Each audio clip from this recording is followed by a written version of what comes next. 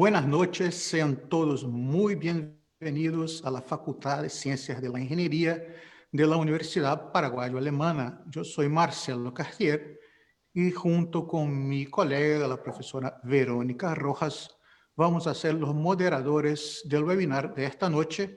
Muy buenas noches, Verónica. Buenas noches, Marcelo. Un gusto, como siempre, poder acompañar la serie de webinars de la UPA. Desde aquí les invitamos a hacer preguntas a los disertantes de hoy en los comentarios de la página de Facebook. Bienvenidos todos. Sí, muy bienvenidos todos los que se conectan desde distintos puntos de Paraguay, de otros países. Un saludo muy especial a la comunidad de la Universidad Paraguayo-Alemana, a los profesores, los funcionarios, sobre todo los estudiantes. Y en la charla de hoy, nosotros vamos a hablar de fabricación digital, una herramienta para el trabajo colaborativo. Y la charla va a ser dictada por el ingeniero Mateo Acosta y por la licenciada Gabriela Mogioli. Mateo es ingeniero mecatrónico de la Universidad Nacional de Asunción y él es gerente general de POP Paraguay, que es una organización sin fines de lucro que produce prótesis utilizando tecnología de impresión tridimensional a bajo costo con alta calidad, de manera que sea accesible a todos. Gabriela, a su vez, es docente de la Universidad Paraguayo-Alemana, tiene un grado en diseño industrial, especialización en fabricación digital, y es un gusto enorme tenerlos a los dos. Y esta noche arrancamos con la participación de Gabriela y más adelante el ingeniero Mateo Acosta va a hacer su intervención. Y al final de la charla, como dijo Verónica, esperamos que todos participen, manden sus comentarios, manden sus preguntas por la página de Facebook, de manera que la sesión sea, como siempre, muy dinámica. Muy buenas noches, Gabriela. Muy buenas noches, profesor Marcelo, Verónica, ¿cómo están? Y toda la audiencia. Hoy les voy a estar hablando de fabricación digital. Voy a estar compartiendo mi pantalla, a ver si se ve bien.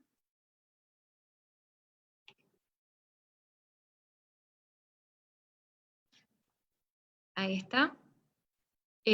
Bueno, como les decía, vamos a hablar sobre la fabricación digital como herramienta de trabajo colaborativo. Primeramente, me gustaría definir qué es la fabricación digital. Cuando nosotros escuchamos hablar sobre esto, lo primero que escuchamos es impresión 3D, o si no, corte láser o mecanizado por router CNC. Pero la verdad, estos son los medios de materialización, son las máquinas CNC que se utilizan en la fabricación digital. Pero la fabricación digital es un conjunto de procesos que nace desde el diseño y el modelado del objeto en software CAD, para después simular el proceso de fabricación en paquetes CAM y luego manufacturarlo en un equipo CNC, que son como las máquinas que vimos anteriormente. Para hacer esta descripción un poco más gráfica, aquí podemos ver que el modelo CAD es generar el archivo digital. ¿Sí? Yo puedo descargarlo de alguna plataforma o generarlo en un software para luego poder procesarlo en un software CAM, donde ahí yo configuro la fabricación, vamos a decirlo. Entonces genero el código que le va a hacer trabajar a la máquina para tener la pieza final. Como podemos ver, el modelo CAD es el diseño asistido por computadora. Se pueden usar diferentes software disponibles, pero como también había mencionado, se pueden descargar los archivos digitales de plataformas como Thingiverse, Instructables y 3D Hubs, entre otros. Mientras que los software tenemos de dos tipos. Tenemos el software de 2D, de 2 dimensiones. Los más comunes suelen ser AutoCAD, CorelDRAW, Illustrator, Inkscape, que sirven más o menos para mecanizar en la router o en el corte láser. se ven como los planos que vemos en la imagen ilustrativa al costado, donde se puede cortar el contorno de las piezas, las sustracciones internas, o como la vectorización que vemos ahí abajo en la ilustración, para hacer grabados, ya sea de marcas o de alguna ilustración así, o un bajo relieve si vamos a mecanizarlo en alguna ruta. Aparte de esto, tenemos el software CAD, que es para el modelado 3D. En este caso, los más comunes suelen ser Rhinoceros, SolidWorks, Fusion 360, Inventor, Blender.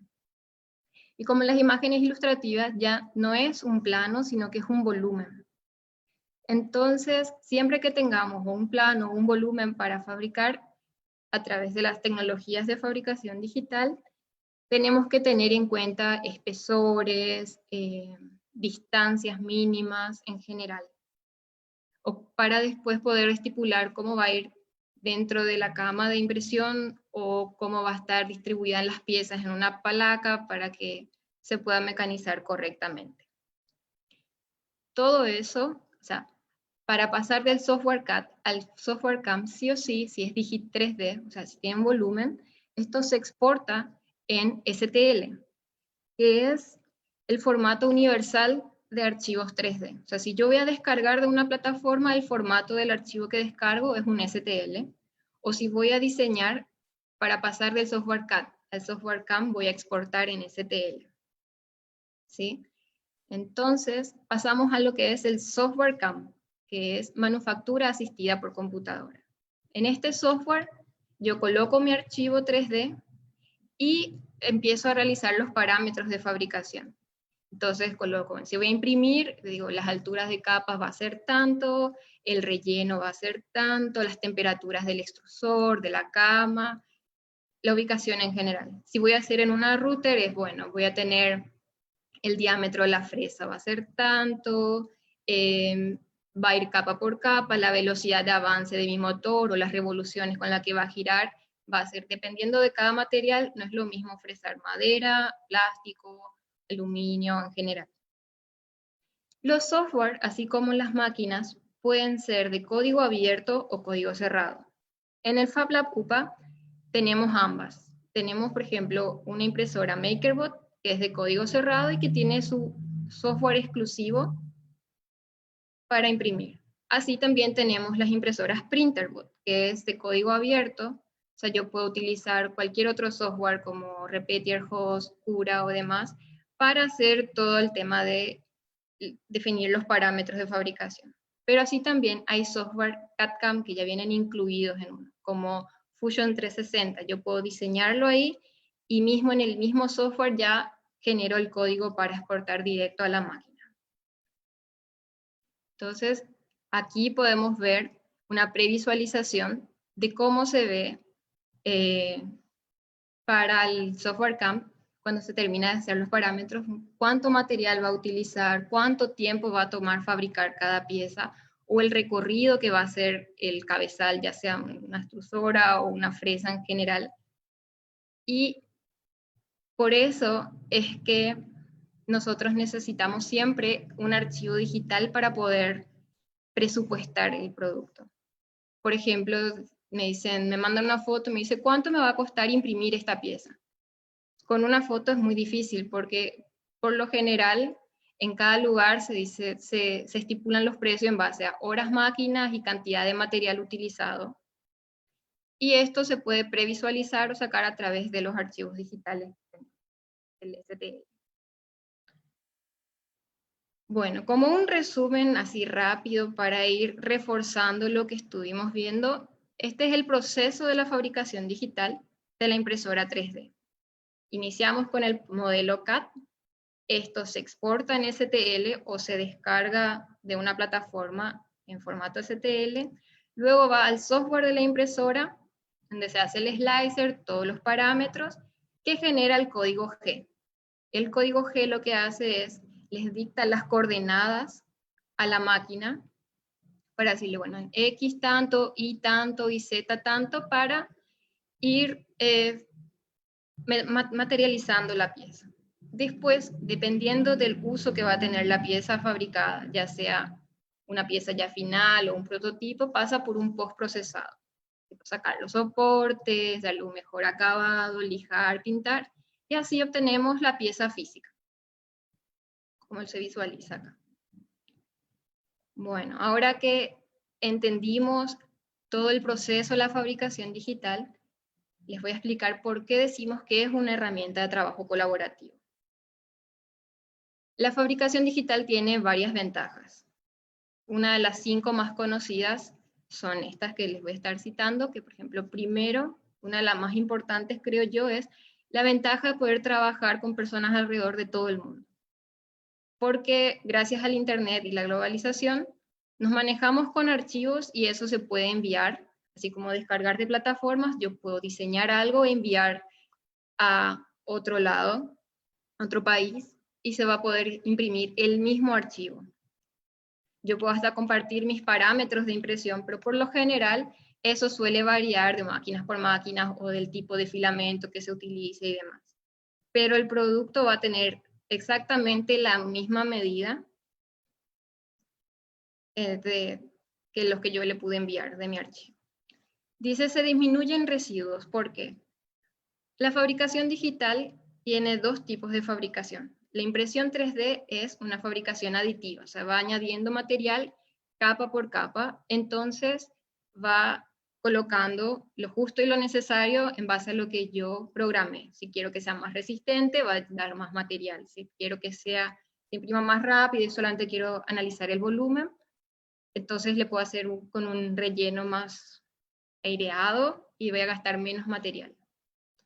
En cambio, la router CNC o la cortadora láser es sustractiva, porque yo tengo una placa o un bloque de material y voy fresando, o sea, desbastando y destacando los materiales. Pero si yo voy a fresar una placa muy grande y tengo diferentes piezas, yo puedo optimizar en la distribución de estas piezas para tener la menor cantidad de residuos posibles.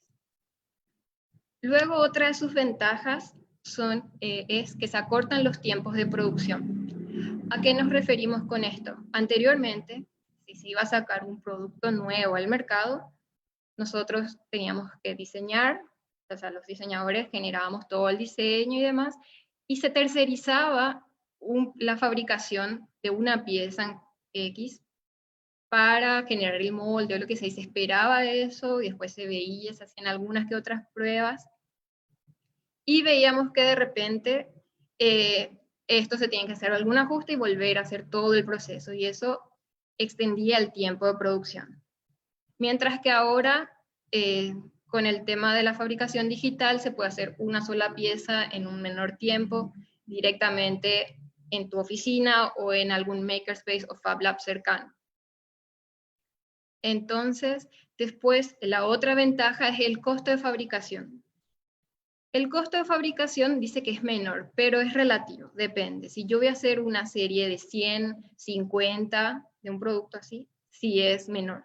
Pero si voy a hacer de 1000 para arriba o de 500 tal vez, habría que evaluar el tamaño de la pieza y los tiempos que toma, ya sea imprimir o fresar. Entonces, a mayor tiempo, mayor valor, es más caro. Así sucesivamente podemos definir que el costo es menor si yo voy a tener, por ejemplo, lanzar un producto exclusivo con series cortas y entonces no tengo que gastar en un molde o hacer todo otro proceso. Es directamente preso y ya tengo el producto, o ensamblo y ya tengo el producto, o imprimo. Por eso es que la fabricación digital es ideal para el prototipado, porque me permite acortar tiempo sin gastar demasiado y ir descartando ideas hasta llegar al producto ideal que quiero fabricar o producir. Todas estas ventajas hacen que se generen comunidades, y en torno a la fabricación digital hay 2 grandes comunidades.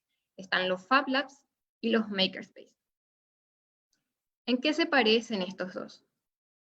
En el espacio que se realiza.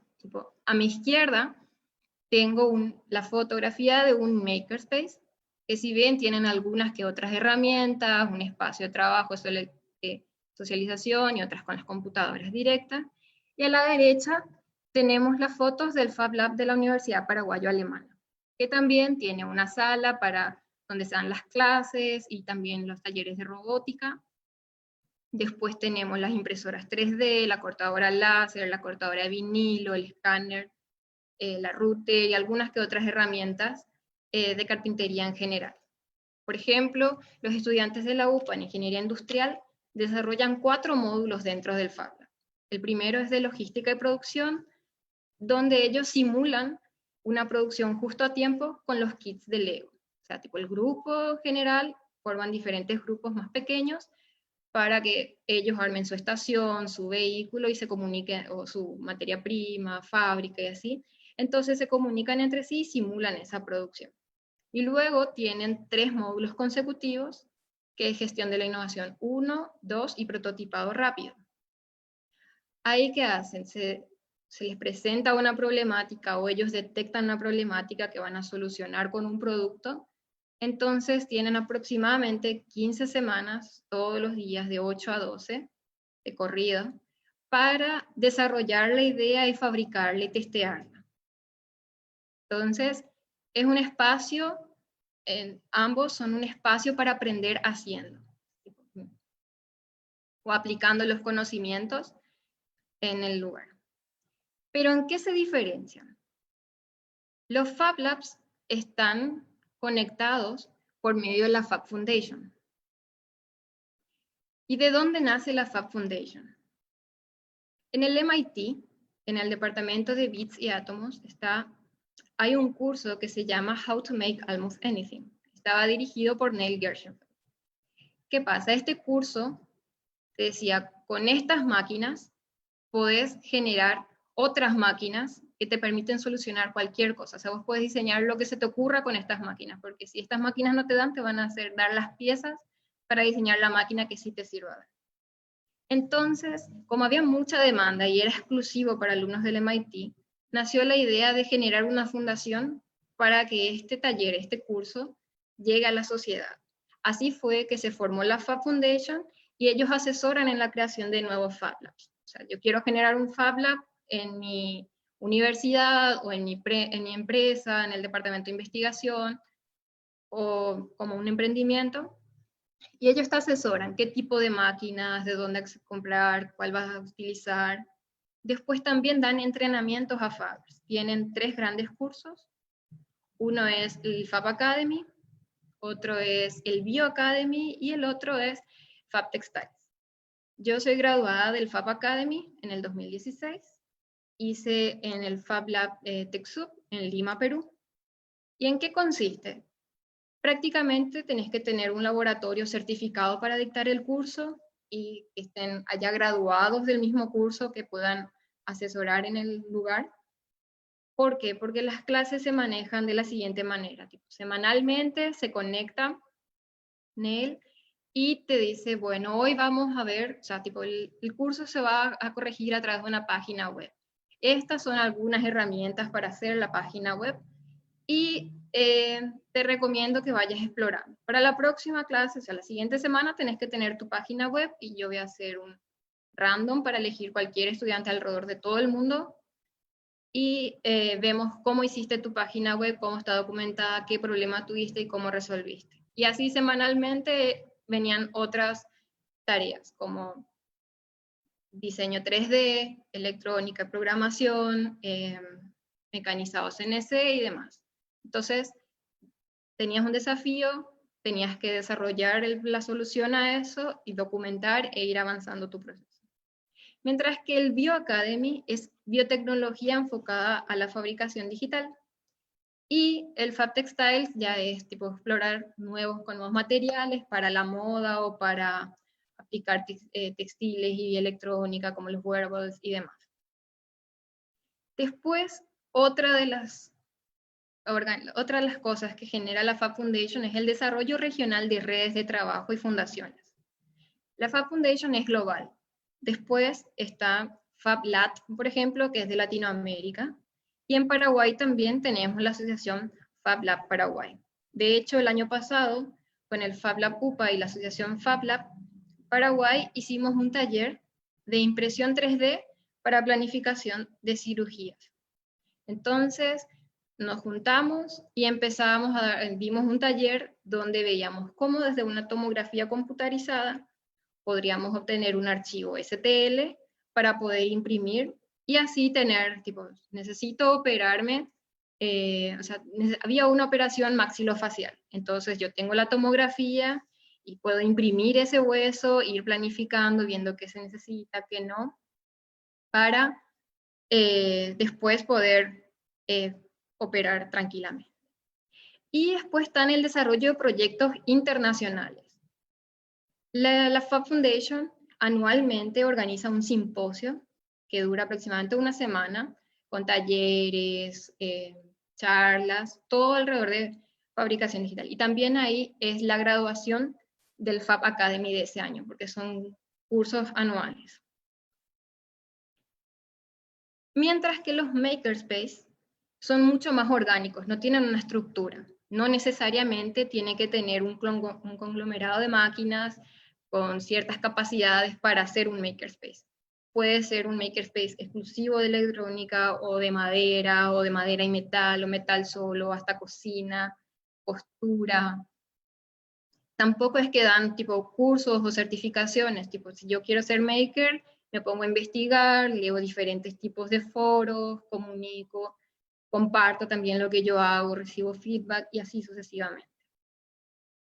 Entonces, esas son las diferencias de estas comunidades que se generan en torno a lo que es la fabricación digital. A nivel país, en esta imagen podemos ver a la derecha, es como lo que saqué del FabLab iOS. El FabLab iOS es como la red social de los FabLabs. En Paraguay hay ya 5 FabLabs certificados. Tenemos el FabLab UPA, tenemos Arati, que está en una universidad, tenemos Aratirí, que es como un emprendimiento, después está el FabLab universitario CIDI, el FabLab de la Facultad de Ciencia y Tecnología de la UNCA en Caguazú, y el FabLab móvil de Paraguay Educa. Esos son los FabLabs certificados en el FabLab iOS. Pero también hay empresas y organizaciones que trabajan con fabricación digital, y ahí tenemos el caso de POParaguay. Entonces ahora le cedo la pantalla al ingeniero Mateo Acosta para que nos comente un poco más.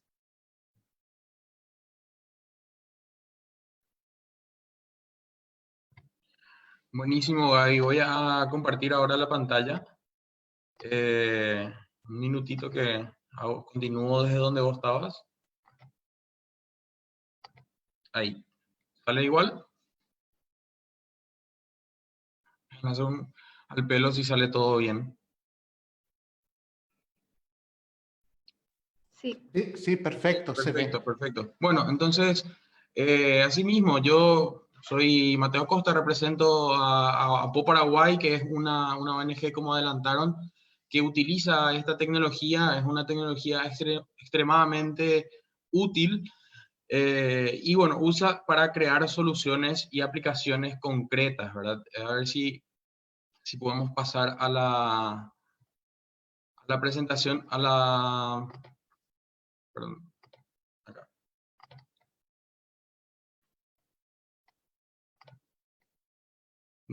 No sé si está compartiendo todavía.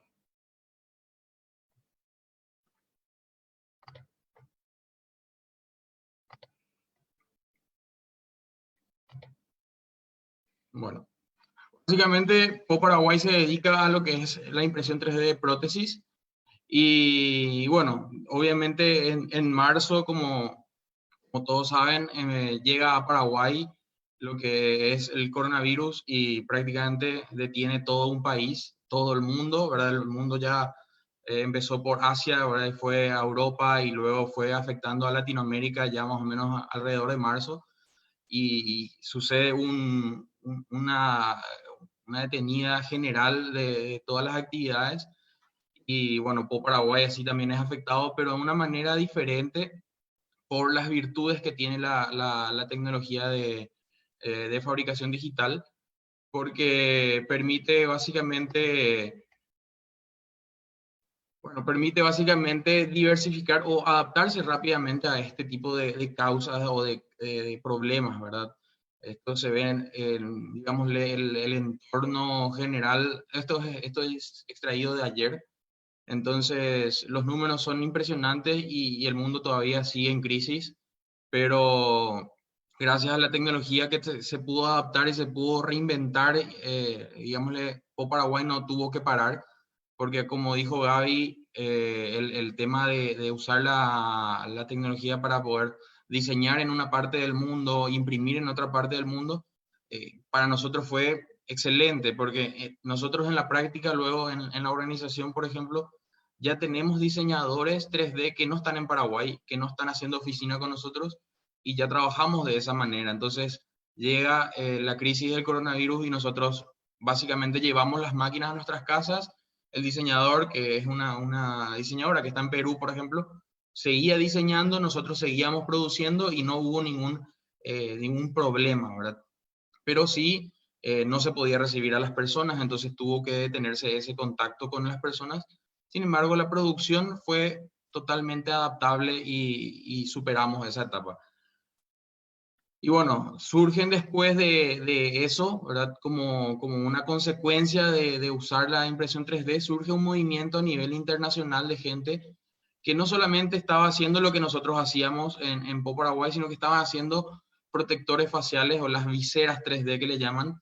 Esto inicia en Europa, en España, en uno de los países más afectados por el coronavirus, que tenían números alarmantes de gente infectada, ¿verdad? Que estaba en los hospitales. ¿Y qué hacen ellos? Usan las impresoras 3D que estaban como detenidas o no estaban, digamos, produciendo mucho, empiezan a hacer protectores faciales y empieza como algo, digámosle, muy, como dice Gaby, orgánico, algo muy, porque puedo hacer, porque tengo la máquina, y empezamos así de una manera desorganizada, y ese movimiento creció y como ven los números llegaron. Esto es una cifra que se cuantificó, pero obviamente yo estoy seguro que fueron cientos y miles de makers, como se llaman, ¿verdad? Que estuvieron trabajando en todas partes del mundo.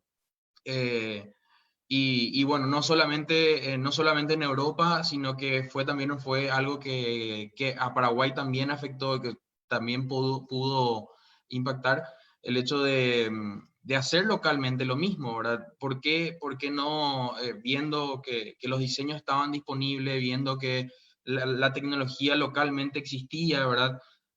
Tanto en el Fab Lab de la UPA, como en Paraguay, como en distintos otros Fab Lab y centros de fabricación digital, la tecnología estaba disponible. Entonces, ¿por qué no replicar lo mismo en Paraguay? Y ahí es donde nace este movimiento que se llama Makers por Paraguay, ¿verdad? Que es una organización que busca justamente usar estos recursos. Son todos miembros voluntarios que utilizan este recurso para fabricar las viseras. Nace a finales o mediados más o menos de marzo también. Y fue un grupo pequeño, ¿verdad? Un grupo de 5 personas fue lo que inició. Y luego fue creciendo y después aparecieron un montón de personas que tenían impresoras 3D que nadie sabía, digamos, en Paraguay. Y fue un boom así de posibilidades. Lo que sí que de repente había la posibilidad de descentralizar la fabricación. Por ejemplo, en Paraguay mismo habían centros de fabricación de viseras 3D que no eran solamente en Asunción, estaban distribuidos en Ciudad del Este, en Misiones, en Asunción obviamente, en Gran Asunción también estaban distribuidos.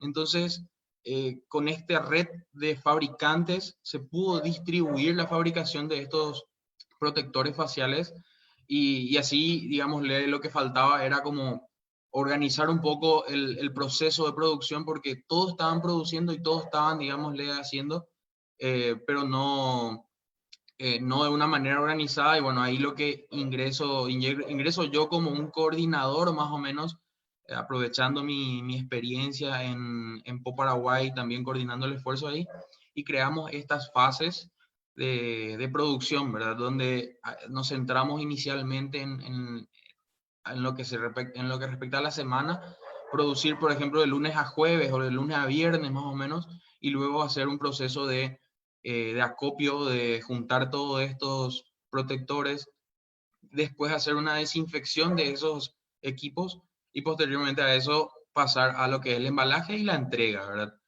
También parte del equipo de PO Paraguay se sumó al movimiento Makers y se logró que más personas puedan solicitar, por ejemplo, que haya un número concreto donde se pueda pedir y que se canalice eso. Entonces, de esa manera hicimos o sea, que lo que nació como de una manera muy, muy orgánica y muy esporádica, se organice como un movimiento, como una organización estructurada, con diferentes roles, con diferentes gente voluntaria para hacer esto. Y bueno, acá hay un ejemplo de distintas organizaciones, son como 38 organizaciones que estuvieron entre empresas y, empresas y organizaciones sin fines de lucro, ¿verdad?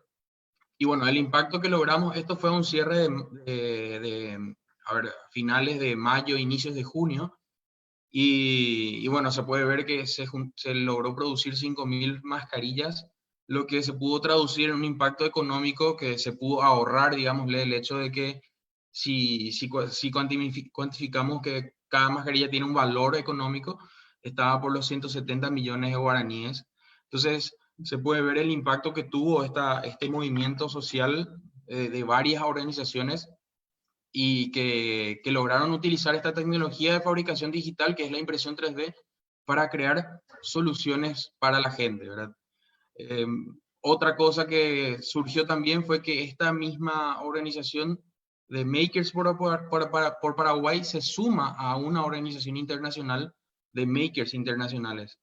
Y bueno, entonces esto va creciendo, digámosle, no es que queda únicamente en Paraguay, sino que se acopla a organizaciones de todo el mundo, como se puede ver en este slide, donde prácticamente hay diferentes organizaciones en todas partes del mundo. Se pueden ver Colombia, se pueden ver, bueno, no voy a empezar a citar, ¿verdad? Pero esto fue una organización hecha por el MIT, una competencia abierta, y Makers por Paraguay estuvo participando como difusor, ¿verdad?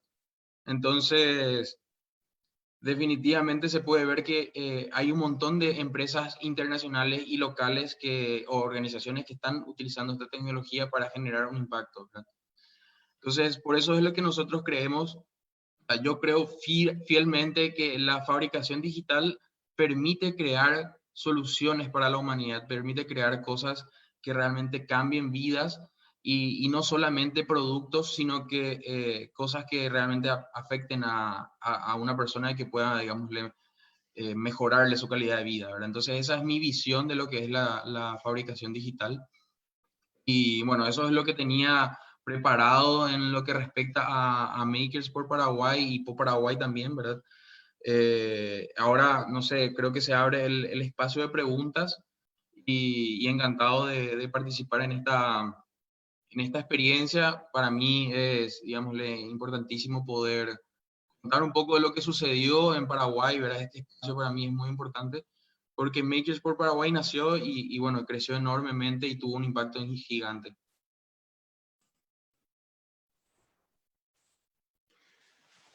Muchísimas gracias, Mateo. Muchísimas gracias, Gabriela.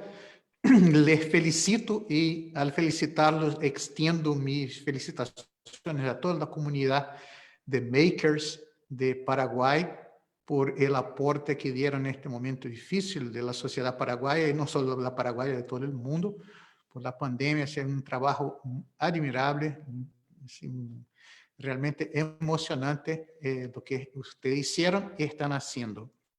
En la secuencia vamos a trabajar ahí con las preguntas, con los comentarios, pero antes de esto me gustaría registrar la presencia virtual por detrás de las cámaras del doctor Joel Prieto, que hoy está haciendo la edición de imágenes de nuestro programa. Bueno, Verónica, ¿cómo andamos ahí de preguntas y comentarios? Buenas, antes que nada, muchas gracias Gaby y Mateo por la charla, realmente muy interesante. Les voy a ir pasando las preguntas que nos llegaron y entonces si ustedes se ponen de acuerdo para ver quién responde. Nuestra primera pregunta dice si hay fabricación digital de objetos de super confort, como ser marcos de anteojos, calzados, asientos, etc. Ya, esa puedo responder yo. Vamos a hacer una yo y otra Mateo, así sucesivamente. Sí hay, de hecho, Forma, que es una marca paraguaya que hace marcos de madera de lentes, ya sea de sol o lentes para lectura, utiliza fabricación digital, así también como trabajo artesanal con la madera, para generar sus marcos. Por ejemplo, y sillas y asientos, muchas fábricas de mueblerías, así como Arc Studio y demás, utilizan también la router CNC para generar estos muebles que se unen por encastres y no llevan tornillos y demás. O sea, se está utilizando mucho la fabricación digital tanto en la industria como también en el diseño así más de moda. Creo que Mateo también tiene casos específicos para ir complementando mi respuesta.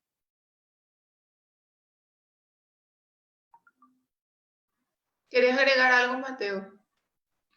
No, también me quitó, digamos, el ejemplo de la boca, ¿verdad? Los marcos de anteojo que se hacen acá en Paraguay.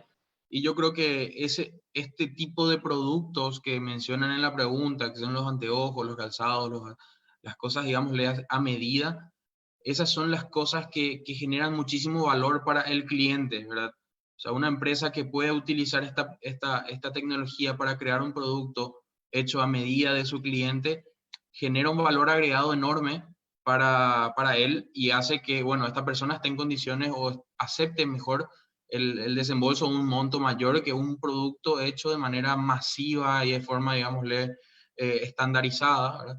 Entonces yo creo que la tendencia, o bueno, no sé si la tendencia, pero esta herramienta que es la fabricación digital genera ese valor agregado en los productos, la personalización. Gracias a los dos. Les paso la segunda pregunta. ¿Quieren saber si se consigue buena resistencia mecánica con este medio de fabricación o si en general son menos fuertes que los objetos que son producidos en forma masiva? Voy a responder un poquito yo, ¿verdad? Yo creo que hay diferentes tecnologías de fabricación digital, ¿verdad? Vos podés usar una fresadora CNC, cortás una chapa de acero inoxidable y es acero inoxidable, ¿verdad? Digamos, la resistencia es perfecta de acuerdo a ese material, ¿verdad? Si vos haces una pieza con impresión 3D y usas un plástico bueno, puede ser un plástico PLA, por ejemplo, que es el que más se utiliza, obviamente la resistencia va a ser mucho menor que algo hecho en metal, ¿verdad? Entonces, creo que la resistencia depende mucho de la tecnología que usas para fabricar y de los materiales que usas para fabricar, ¿verdad? Y en comparación a los que son los productos hechos de forma masiva, si comparas un producto inyectado, obviamente es una pieza hecha sólida, digamos, LED. Entonces, si vos comparas con un producto impreso en 3D, esa pieza no necesariamente va a ser sólida. Entonces puede haber una diferencia en resistencia, pero eso se puede calibrar. La máquina se puede calibrar para hacer una pieza sólida completamente, ¿verdad? Entonces, yo creo que en resumen, la tecnología de fabricación digital puede producir piezas de muy buena resistencia, siempre y cuando uno elija la herramienta correcta, digamos, la forma de mecanizar correctamente y los insumos correctos. No sé si Gaby tiene un complemento. No, concuerdo contigo, o sea, tipo, tipo, si se hace en forma masiva o no, no afecta la resistencia, sino que si vas a hacer por fabricación digital, como había más o menos explicado, vos definís los parámetros hasta qué tan resistente querés tu pieza, si es en impresión 3D con un tipo de plástico o si vas a hacer fresado CNC, ya depende de la resistencia que tenga el material que vayas a fresar, o sea que coincido totalmente con el ingeniero.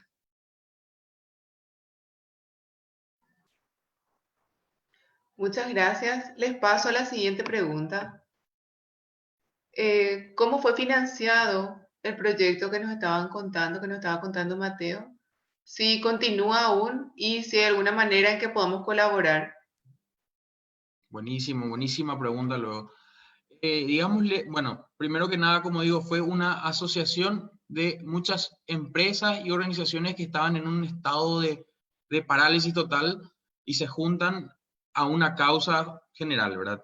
Cuando se reactiva la economía nacional, estas organizaciones reactivan a sus actividades diarias, entonces era muy difícil continuar al mismo ritmo de producción y entrega de las viseras. Entonces, digámosle que el movimiento ahora mismo está en un estado de latencia, esperando, digámosle, o sea, en caso de que se necesite de vuelta producir, ¿verdad? Pero no se disolvió, ¿verdad? Está constituido, no constituido legalmente, pero el equipo está todavía presente, los miembros siguen activos, ¿verdad? Tienen todavía los insumos, tienen las máquinas, entonces hasta hay algunos miembros que siguen produciendo de forma, digámosle, individual. Entonces el movimiento sigue activo, pero no con, con la intensidad con la que empezó, porque ya todos están reactivados en sus rubros específicos, ¿verdad? Con respecto a la colaboración o el sustento, en ese momento fue a través de donaciones, se habló con la prensa, se hicieron mucho eco de lo que estábamos haciendo y hubo donaciones que se dieron al movimiento. Con eso se compraron los insumos de impresión 3D más que nada y las láminas y los acetatos y cosas así fueron en gran medida donados por empresas privadas, ¿verdad? Entonces, sí, bueno, si esa persona está interesada en contribuir todavía a la causa, ¿verdad? Cuestión de ponerse en contacto directamente con la fanpage, que es un canal bastante práctico. ¿Verdad? Ya le invito a la gente que está viendo a visitar la fanpage de Makers por Paraguay y así puede escribir ahí un mensaje y bueno, quedar disponible en caso de que haya necesidad de algún tipo de insumo o dinero, digamos, ¿no? Gracias por la respuesta. Continúo con las otras preguntas que siguen llegando. Quieren saber si existen otros proyectos de fabricación, entiendo que relacionados al COVID, además de mascarillas, o otros que ustedes quieran nombrar dentro del movimiento.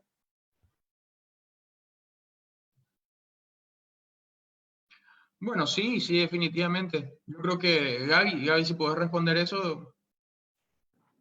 Ya, si bien dentro de la organización misma, lo que más se enfocó creo que es la mascarilla, pero también hay varios otros proyectos. Por ejemplo, estudiantes de la UPA trabajaron con un médico e hicieron estas cajas de aerosoles económicas con los caños de PVC y que cubrían con las bolsas. Entonces, la institución donó cierta cantidad de materiales y los alumnos su mano de obra, fabricaron, cortaron, ensamblaron y después se hizo una entrega. Y después otros miembros de la misma comunidad Makers por PI, creo que también estuvieron trabajando en diferentes proyectos, como que estuvo financiado también, estaban con el concurso del CONACYT para los respiradores, creo que Mateo puede también contar más sobre eso. Y o sea, hubo otros tipos de proyectos para COVID, pero no necesariamente de Makers por PI, así como Makers por PI, pero sí de los mismos integrantes que tenían las herramientas y las capacidades para ir generando diferentes tipos de soluciones. Así es, así es. Cada miembro hacía su propio desarrollo y hubieron un sinfín de desarrollos que, bueno, en caso de que lo lindo que surgió también en el Makers por País es que nos conocimos entre todos y vimos el potencial que teníamos, ¿verdad? De fabricación local. Entonces, ahora cuando uno quiere hacer, no sé si va a hacer mascarillas o va a hacer respiradores, ya sabe que hay una red de personas en Paraguay que puede fabricar esto con corte láser, que tienen las máquinas para hacer el troquelado o digámosle, el mecanizado de las piezas, ¿verdad? Entonces, está disponible esa red de colaboradores o de contactos para fabricar cualquier tipo de dispositivo que surja en el futuro, ¿verdad? Pero bueno, el Makers se enfocó mucho más en las viseras hasta ahora. Les paso a la pregunta siguiente. Si tenemos una máquina vieja para la cual ya no se consiguen repuestos, ¿sería posible, por ejemplo, imprimir un repuesto que ya esté, que ya no se fabrique más?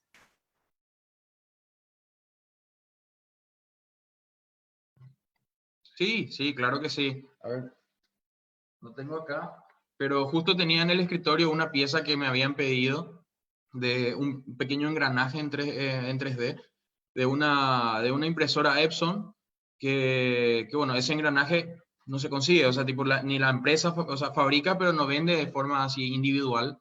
Entonces, y hay varios ejemplos en Paraguay de gente que hace repuestos de máquinas industriales y todo, que se fabrican con impresión 3D y se reparan las máquinas con eso. Entonces, es una alternativa. Siempre hay que estudiar bien el uso que va a tener el producto, ¿verdad? Para que bueno, se produzca correctamente para el desgaste, la resistencia del material y cosas así. Pero es totalmente posible, y hay ejemplos de eso concretos.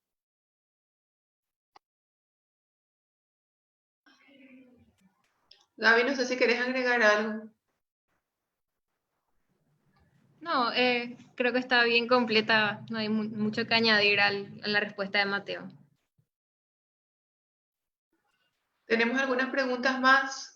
Una dice, ¿cuáles serían las soluciones que se proponen o que proponen ustedes para el tratamiento uniforme y estándar de las piezas impresas en 3D si es que se van a comercializar directamente?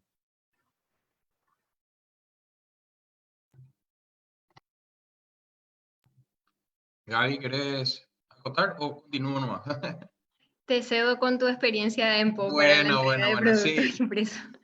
Paraguay tiene mucha experiencia en producir, digámosle, con impresión 3D y entregar ese tipo de productos, ¿verdad? Ya casi sin post proceso, ¿verdad?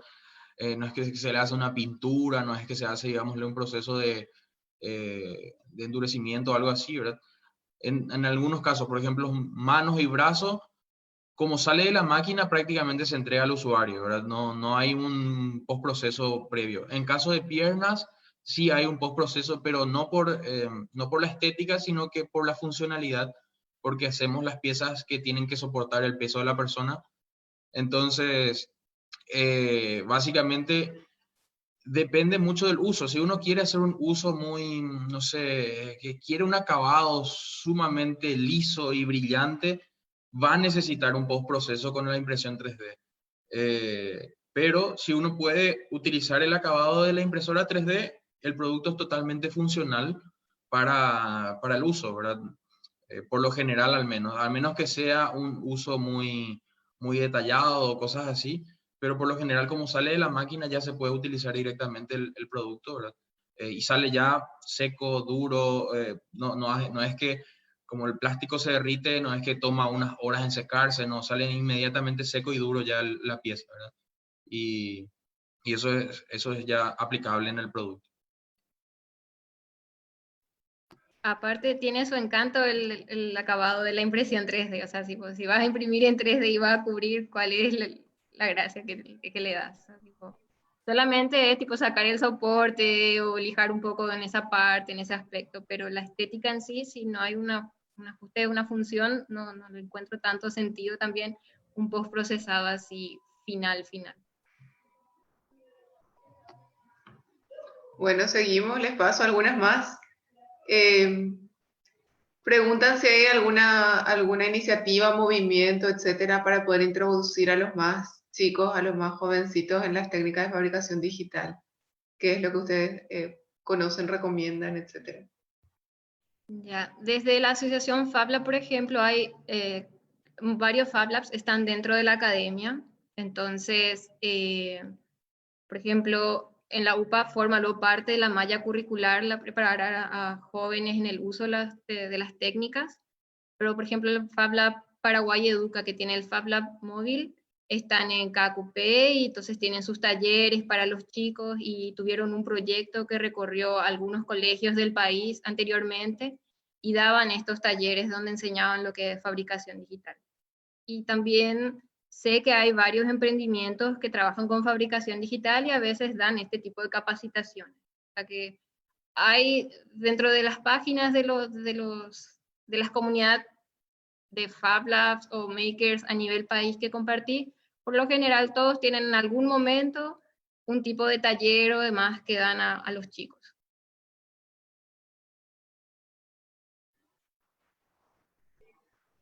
Gracias, Gaby. Y hay una que ahora pregunta para Mateo, si puede contarnos algo más en particular de la impresión de prótesis en 3D.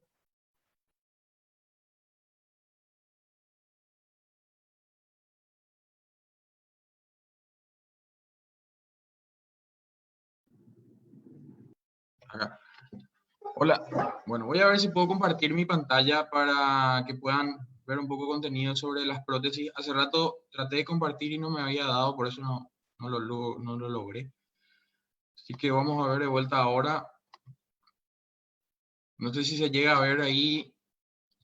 Lo que quiero es que se vea la fanpage de Pop Paraguay. Y me confirman que se está viendo.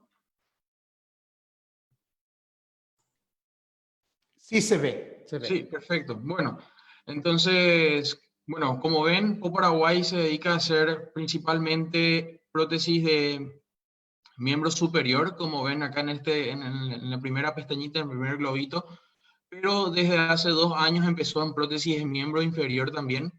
En lo que respecta a miembro superior, si es que se miran sus brazos, serían mano, muñeca, antebrazo y sobre el codo, son los dispositivos que tenemos actualmente.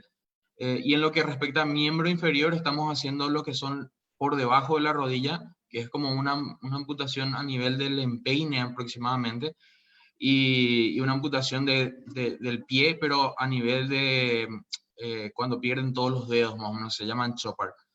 Entonces esos son los 6 tipos de prótesis que tenemos actualmente, pero además de lo que son prótesis concretas, también estamos haciendo accesorios, por ejemplo, dispositivos para cubiertos, para celulares, para instrumentos musicales, ¿verdad? Para andar en bicicleta, cosas así, que generan un plus o una funcionalidad extra a las prótesis o son aplicaciones totalmente individuales para el usuario, ¿verdad? Por ejemplo, tenemos casos de gente que no necesitaba prótesis de brazo ni de mano, sino que quería un instrumento o una herramienta para trabajar, ¿verdad?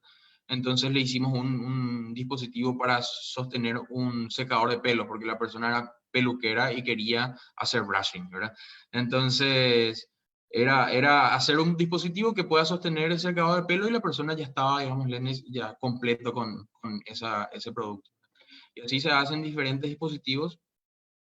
También les invito a los que están viendo a conocer la fanpage de Pop Paraguay y ingresar un poco y ahí scrollear todas las imágenes, las historias, y ahí van a interiorizarse mucho más de cada una de cada uno de las prótesis que hay. Y bueno, abierto también desde mi función de Pop Paraguay a cualquier persona que necesita una prótesis, que conoce a alguien que necesita una prótesis, a que se acerque a la organización, ¿verdad? Nosotros estamos extremadamente abiertos, nuestra mentalidad es atender a todos, ¿verdad? Entonces, si no podemos hacer, vamos a por lo menos derivarle con alguien que sí sepa, ¿verdad? O si tenga el dispositivo, y así hay tratar de ayudarle de alguna manera a las personas, ¿verdad? Entonces, el que quiera algo, que escriba a la fanpage de Pop Paraguay y que nos pregunte, ¿verdad? Nosotros súper abiertos. Hasta hacemos visitas en la POFI y cosas así. Nosotros llamamos POFI o POFICINA a la oficina de POF. Ahora mismo está un poquito restringido eso por el tema del protocolo de COVID, pero si alguien quiere hacer más adelante, estamos abiertos también a eso. Va una pregunta más, y en este caso es para Gaby. Si nos puede contar sobre el escaneo 3D y si en la UPA se cuenta con esa herramienta. Sí, tenemos una Next Engine, que es un escáner 3D de alta precisión. De hecho, ya venimos haciendo varios trabajos para personas externas a la universidad, porque el Fab Lab UPA, si bien se utiliza casi la mitad del año para forma académica dentro de los módulos, la otra mitad que está más libre, dejamos abierto al público. Y, por ejemplo, ya escaneamos la hélice del avión Potés para el proyecto que están haciendo los del Club de Vuelo de YouTube. de la réplica del avión. Entonces ellos tenían una hélice que ya cumplió sus horas de vuelo, pero querían volver a mandar a fabricar. Entonces aprovechamos la precisión que tiene esta máquina con la que contamos, escaneamos totalmente y le entregamos el archivo digital para que ellos puedan mandar fabricar el molde en Francia. Luego, ya hace poco también escaneamos una semilla de Lubrarón, o sea, es algo súper chiquitito, pero con las texturas necesarias como para que una estudiante que está haciendo la tesis pueda analizar la forma, la geometría, la textura en general de la semilla.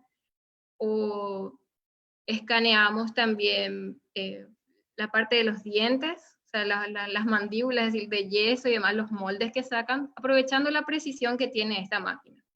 Entonces sí, contamos con la máquina y ya estamos haciendo varios tipos de escaneo. También para la industria como Simplast, también le hicimos escaneado de algunos bidones para que puedan analizar agarres y demás.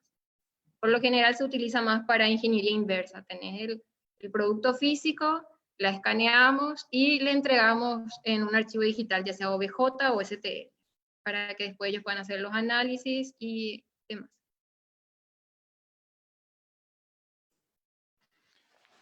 Muy bien, muchas gracias. Yo creo que ustedes respondieron todas las preguntas que teníamos. Fue muy, muy interesante. Estamos ya encaminando, por lo tanto, para el final de este webinar. Les agradezco, Mateo, Gabriela, por la charla, por la disposición de estar con nosotros, por las respuestas. Fue excelente, muy lindo. Muchísimas gracias. Y aprovecho, antes de cerrar la sesión, para anunciar las próximas charlas de esta serie de webinars de la Universidad Paraguaya Alemana. En 2 semanas, por lo tanto, el 26 de agosto a las 6 de la tarde, vamos a tener la charla Construcciones Sostenibles, usando menos, haciendo mejor, por la ingeniera Gabriela Mezquita, del estudio Arque, que se mencionó durante la charla, y del Paraguay Green Building Council. Y en 4 semanas, por lo tanto, el 9 de septiembre, también a las 6 de la tarde, nuestro decano de la UPA, el profesor Juan Pablo Nogués, va a hablar sobre el real costo de Itaipú al Estado paraguayo. Por lo tanto, cerramos por acá. Muchísimas gracias por su audiencia. Esperamos tenerlo de vuelta el 26 de agosto, en 2 semanas a las 6 de la tarde. Buenas noches a todos.